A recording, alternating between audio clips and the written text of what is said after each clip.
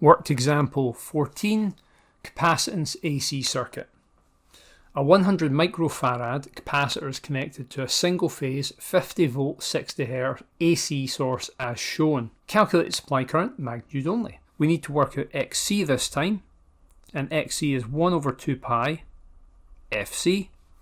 So straight away we need to substitute our values of 2 pi times our frequency of 60 multiplied by our capacitance of 100 microfarads, which is times 10 to the minus 6. Substitute all that in and we end up getting 26.53 ohms worth of impedance here, reactance if you like, and that means our supply current is going to be V over Z. But in this case, because there is only XC, that means we can rewrite it as V over XC, and that then becomes 50 divided by our reactance here of 26.53 ohms, which gives us a supply current of 1.89 amps.